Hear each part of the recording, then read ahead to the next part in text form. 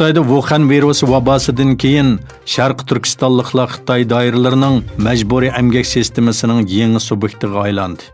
Ommaviy taratqularda keng tarqalgan sin ko'rinishlarda Xitoy o'lkalariga majburiy emgakka ilib mengilgan yuzlagan Uyg'urning avtobus kutayotgan ko'rinishlari oshkorlandi. Videoda bir tutash forma kiygan necha yuzlagan Uyg'ur keng bir joyda avtobusga chiqishni saqlayotgan. Xitoy Sharq Turkistonda 3 millionda kishini yig'ib olish lageriga qamagan bo'lib, virus vabosi boshlangandan buyon Uyg'urlarning kollektiv holda Xitoy o'lkalaridagi zavodlarga majburiy emgakka avatilganligiga doir nurg'un xabar va dokladlar e'lon qilindi. Dunyoga danglik markalarni material bilan ta'minlaydigan zavodlarning majburiy emgakka chetishlik ekanligi ma'lum. Ko'zatchilar buning Xitoyning assimilyatsiya va irqiy qirg'inchilikning yangi bir shakli ekanligi, shuning bilan birga Sharq Turkistonning nüfus qurilmasini o'zgartirish urinish ekanligini aytdi.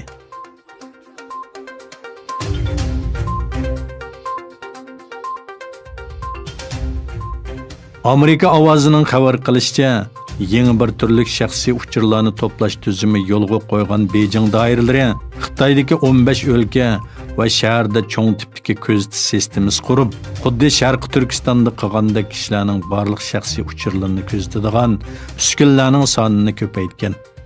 Navbatda Xitoydagi barliq ishxona binolari, savdo saroylar, o'ltiraq rayon va ommaviy qatnash vositalari qatorliq kishilar to'plashgan joylarda kishilarning salomatlik ahvoli va safar kashmishini jadvalga to'ldirib, badan temperaturasini o'lchash bilan birga boshqa shaxsiy uchurlarni to'ldirish talab qilingan.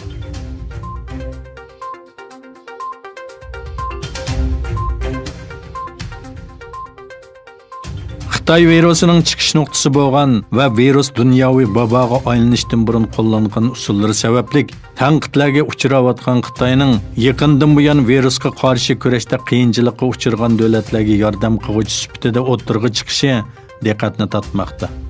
Xitoy bir tarafdan vabo sababli xunuklashgan obrazni asliga keltirishga, yana bir tarafdan qiyin kundagi do'st bo'lib ko'rinishga tirishmoqda. Xitoy doiralari Xitoy virusining yangi markazi deb qaralgan Yevropadagi ahvol eng og'ir bo'lgan Italiyaga yordam avatdiq dedi.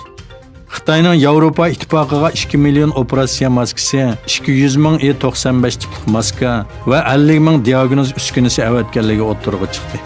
Xitoy bu orqali o'zini samimiy qilib ko'rsatishga urinayotgan bo'lsa-mu, lekin buningdan keyin chiqadigan oqibatga qarata andishlar o'ttirg'i qo'yilmoqda.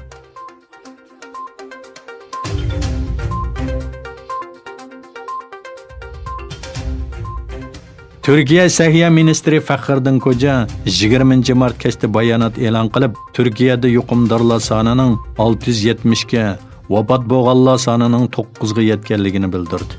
U Twitter hisobida yo'llagan uchurlarida o'tgan 24 soatda 3656 nafar shubhali kishi tekshirildi. Yashangan va ojiz bo'lgan 5 bemorimizdan ayrildik. Bugungacha jami 9 kishi vafot bo'ldi. Hammasi yashanganlar edi. Yaşanğanlarını qoğdaylı. Bu görüşümüzde boşanlık qilmasligimiz lazım dedi. Şunun bilan birga Gollandiyadagi bir necha doktorxonada 3 nafar Türk Xitoy virusi bilan vafot bo'ldi. Ularning 82 yoshlik bir er bilan 70 yoshlik va 66 yoshlik ikki ayol ekanligi bildirildi. Xitoyda o'tirg'i chiqqan Wuhan virusi dunyoviy vaboga aylangan bo'lib, dunyo miqyosida tez tarqalmoqda. Dünya miqyosida o'lganlar soni 10 mingdan oshdi. Yuqumlanuvchilar soni 250 mingga yaqinlashdi. Xitoy virusining yangi markaziga aylangan Italiyada o'tgan 24 soatda 627 kishi o'lib, o'lganlar soni jami 4032 ga yetdi.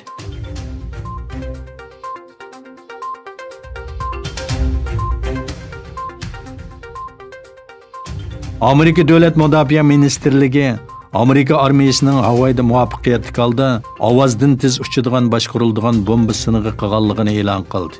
5 burchakli binodan e'lon qilingan bayonotda Amerika dengiz armiyasi va Amerika qurug'liq armiyasi ommabop singib kirish iqtidori qurolini ovoz sur'atidan eshib ketadigan tezlik bilan nishonga tekkizish siniqini muvaffaqiyatli elib bordi deyilgan.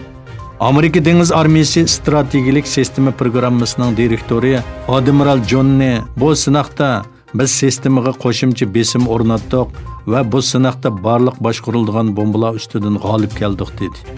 Bu xil qurollarning surati ovoz tezligidan 5 hassasiga yetadigan bo'lg'achqa bir necha minut ichida necha ming kilometr yiroqlikdagi nishonni ura oladi.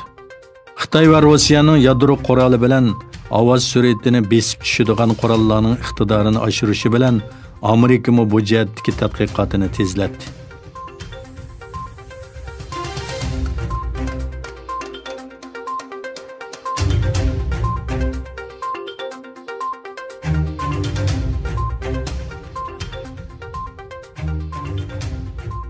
Bizning Novruz bu yeni yıl bayramı.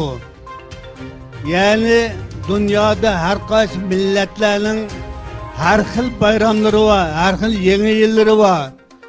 Ama o bayramların tolusu yeni yılı din bilen münasebetlik, dini akide bilen. Bizning Novruz olsa kadimki ağullarımız, yani ecdatlarımız köşmençi çarmıçılık hayatı yaşayan vaxtıda, onundan keyin dehqonchilikqa o'tgan vaqtida coğrafiyalik zona ve astronomiyalik hodisalarni, tabiat qonuniyatini mo'lchallab turib, Novruz vaqtini tayinlagan. Yani kış aylarından o't o'tib,